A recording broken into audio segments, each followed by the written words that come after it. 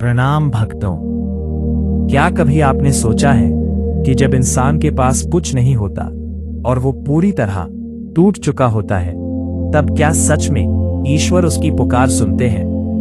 आज की यह कहानी एक ऐसे ही रिक्शा वाले माधव की है, जिसका जीवन गरीबी और सूनेपन की काली अंधेरी रातों में बीत रहा था। लेकिन उसकी भक्ति में इतनी शक्ति थी कि साक्षात जगत जननी मां दुर्गा को उसकी परीक्षा लेने के लिए धरती पर आना पड़ा। क्या माधव इस अग्नि परीक्षा में सफल हो पाया? आइए जानते हैं माधव की इस निस्वार्थ भक्ति की पावन कथा। माधव एक अत्यंत गरीब और दीनहीन रिक्शा वाला था, जिसका जीवन अभावों, भीषण गरीबी और संघर्ष की एक अंतहीन कहानी जैसा था। उसका रिक्शा इतना पुराना और खस्ता हाल हो चुका था कि सवारी उस पर बैठने से कतराती थी, और जो इक्का दुक्का सवारी मिल भी जाती थी वह उसे बहुत कम पैसे देती थी। वह दिन रात चिलचिलाती धूप, भीषण गर्मी और बरसात के मौसम में भी पसीना बहाता रहता था। फिर भी शाम तक इतनी कमाई नहीं हो पाती थी कि वह अपने परिवार के लिए 2 वक्त की रोटी का इंतजाम ठीक से कर सके। इन आर्थिक कष्टों और पेट की आग के अलावा उसके जीवन का सबसे बड़ा, गहरा और दर्दनाक दुख ये था कि शादी के 10 साल बीत जाने के बाद भी उसे और उसकी धर्मपत्नी गोमती को संतान का सुख प्राप्त नहीं हुआ था, जिसके कारण उनका घर हमेशा सूना, उदास और खामोश रहता था।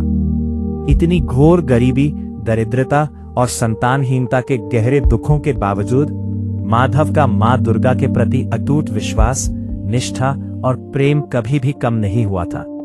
वह अपनी दिन भर की मेहनत की सीमित कमाई में से रोज बड़ी ईमानदारी से 10 रुपए बचाकर रखता था, ताकि शाम को देवी मां के भोग के लिए शुद्ध प्रसाद खरीद सके और अपनी पत्नी के साथ मिलकर पूरी भक्ति भाव से मां की आरती कर सके।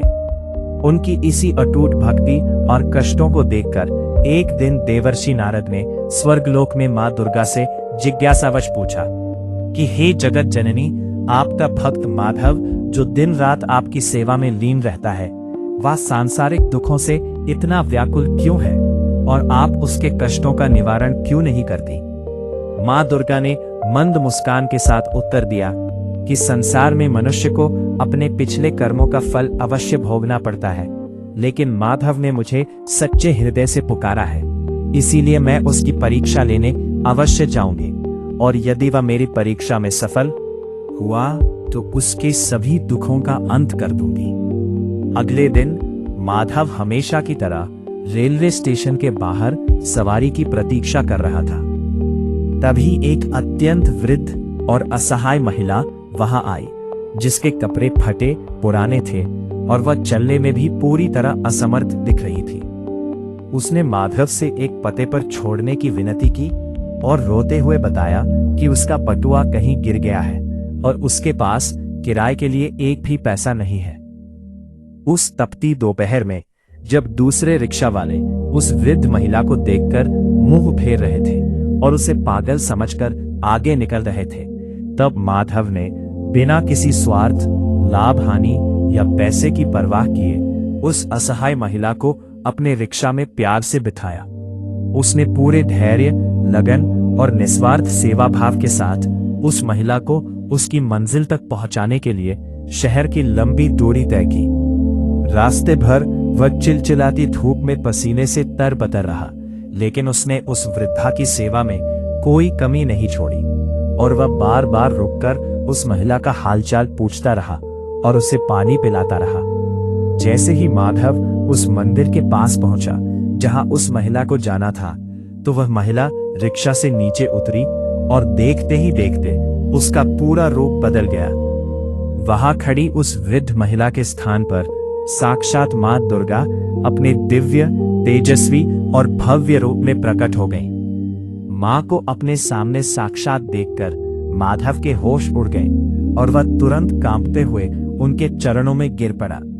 मां दुर्गा ने उसे अपने हाथों से उठाते हुए आशीर्वाद दिया और कहा कि वे उसकी निस्वार्थ सेवा, धैर्य, करुणा और सच्ची भक्ति से अत्यंत प्रसन्न है। मां ने उसे बताया कि वह केवल उसकी परीक्षा लेने आई थी और माधव उस परीक्षा में पूरी तरह सफल रहा है, क्योंकि सेवा से बड़ा कोई धर्म नहीं होता। मां ने इसे संतान प्राप्ति, धन धान्य, ऐश्वर्य, वैभव और अनंत सुख शांति का वरदान दिया। मां के इस दिव्य रूप में और अलौकिक आशीर्वाद से उसी क्षण माधव का पूरा जीवन बदल गया। उसके घर में खुशियों का संचार हुआ और धीरे धीरे उसकी गरीबी हमेशा के लिए दूर हो गई। माधव और गोमती ने अपना शेष जीवन मां दुर्गा की सेवा और दीन दुखियों की सहायता में समर्पित कर दिया, और उनकी भक्ति व इस चमत्कार की चर्चा दूर दूर तक फैल गई। इस प्रकार माधव ने अपनी निस्वार्थ सेवा और अटूट विश्वास से मां के हृदय में स्थान बना लिया और सिद्ध कर दिया कि जहां भक्ति और निस्वार्थ प्रेम होता है, वहां स्वयं ईश्वर खींचे चले आते हैं। उसके घर में जल्द ही संतान की किलकारियां गूंजने लगी, धन की वर्षा होने लगी और वह समाज के लिए एक प्रेरणा बन गया।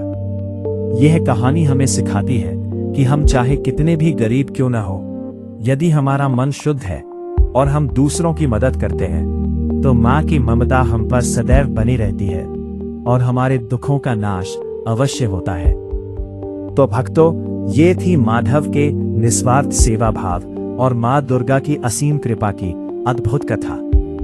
यह कहानी हमें याद दिलाती है कि भक्ति का अर्थ केवल मंदिर में हाथ जोड़ना नहीं है, बल्कि पीड़ित और असहाय की निस्वार्थ भाव से सेवा करना ही साक्षात ईश्वर की पूजा है। जब आप निस्वार्थ होकर दूसरों का भला करते हैं, तो मां स्वयं आपके कष्टों का भार उठा लेती है। यदि आपको माधव की यह प्रेरणादायक कथा अच्छी लगी, तो इस वीडियो को लाइक करें और कमेंट बॉक्स में जय माता दी लिखकर मां का आशीर्वाद प्राप्त करें। ऐसी ही और भी पौराणिक और प्रेरणादायक कहानियों से जुड़े रहने के लिए हमारे चैनल को सब्सक्राइब जरूर करें और बेल आइकन दबाना ना भूलें। फिर मिलेंगे एक नई कथा और नई सीख के साथ। तब तक के लिए जय माता दी।